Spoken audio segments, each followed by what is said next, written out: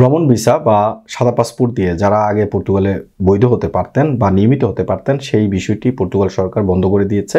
নতুন আরেকটি প্রকল্প নিয়ে এসেছে, যদিও এটি আগেও ছিল তবে একটু মডিফাই করে এই প্রকল্পটির নাম দেওয়া হয়েছে সলিডারিটি বা সংহতি ভিসা চালু করার পরিকল্পনা করছে সরকার পর্তুগালের। কারণ তারা যে আবাসন সংকট রয়েছে সেই আবাসন সংকট মোকাবেলায় ধনীদেরকে আকৃষ্ট করতেই মূলত তাদের এই নতুন প্রকল্প। এই খবরটি জানিয়েছে ইনফোমাইগ্রেন্টস।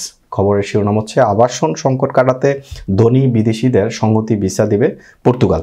বিনিয়োগের মাধ্যমে পর্তুগালে স্থায়ীভাবে বসতি করার সুযোগ খোঁজা ধনী বিদেশিদের জন্য গোল্ডেন ভিসার আদলে সলিডারিটি বা সংহতি ভিসা চালু করার পরিকল্পনা নিয়েছে দেশটির নতুন সরকার। আবাসন সংকটে ভুগছে পর্তুগাল, তাই অভিবাসীদের জন্য বাসস্থান এবং দেশটির নাগরিকদের সাশ্রয়ী মূল্যে আবাসন দিতেই গোল্ডেন ভিসার মতো একটি প্রকল্প নেওয়া হচ্ছে।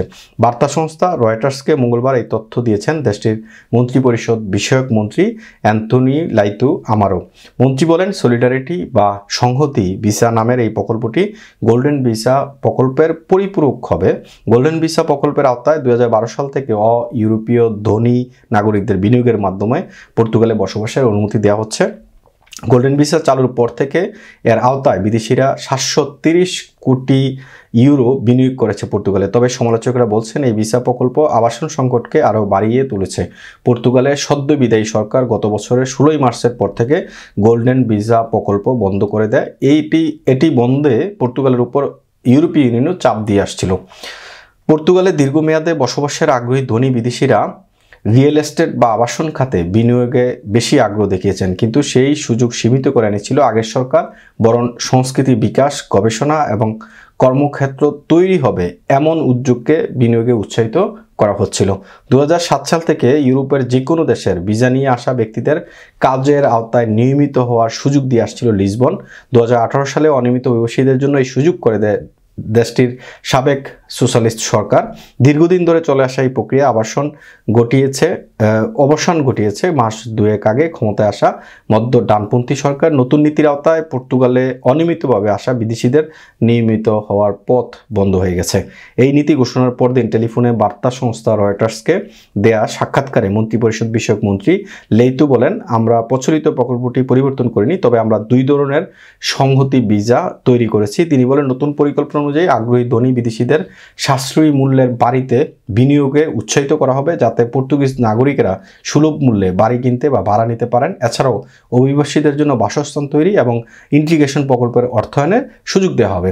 তো পর্তুগাল যেই বিষয়টা, পর্তুগাল বরাবরই চমকপ্রদ খবর নিয়ে আসে। ইউরোপীয় ইউনিয়নের এই দেশটি নানাভাবে কিন্তু অভিবাসীকে বা অভিবাসনকে উৎসাহিত করে আসছে। দীর্ঘদিন ধরে চলা যে অনিয়মিত অভিবাসীদেরকে বৈধ হওয়ার যে সুযোগ ছিল, এই সুযোগটি তারা একদিকে বন্ধ করছে, কিন্তু ধনীদের আকৃষ্ট করার জন্য যেই ভিসা, গোল্ডেন ভিসা ছিল আগে, সেই ভিসাটি বন্ধ করেছে সাবেক সোশ্যালিস্ট পার্টির সরকার 16 মার্চ।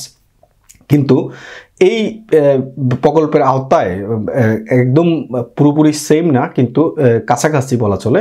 সলিডারিটি বা সংহতি ভিসার একটা প্রকল্প তারা চালু করতে চাচ্ছে, যেখানে পৃথিবীর বিভিন্ন দেশের ধনীরা সেখানে ইনভেস্ট করবে আবাসন খাতে। তারপর তারা বলছে যে এই আবাসন খাতে ইনভেস্ট করার কারণে পর্তুগিজ নাগরিক যারা আছেন বা অভিবাসী যারা আছেন তারা স্বল্প মূল্যে বাড়ি ভাড়া নিতে পারবে বা বাসস্থানের একটা সুযোগ পাবে। বাস্তবে কি তাই হবে কিনা? যারা বাড়ি কিনবে তারা বাড়ি কেনার পর কোটি কোটি টাকা ইনভেস্ট করে বাড়ি কেনার পর তারা স্বল্প মূল্যে সেই বাড়ি ভাড়া দিবে কিনা, সেটা হচ্ছে প্রশ্ন। এবং এই যে সলিডারিটি বা সংহতি ভিসা নামে যে প্রকল্প তারা চালু করতে চাচ্ছে, এটা আলোর মুখ দেখবে কিনা, সেটা এখন বড় প্রশ্ন। MIB সংবাদ ও সংবাদ সংশ্লিষ্ট অনুষ্ঠান দেখতে ভিজিট করুন www.mibtelevision.tv ও facebook.com/mibtelevision.tv এবং সাবস্ক্রাইব করুন youtube.com/mibtelevision এ। MIB টেলিভিশন, সত্য খবর, সঠিক খবর।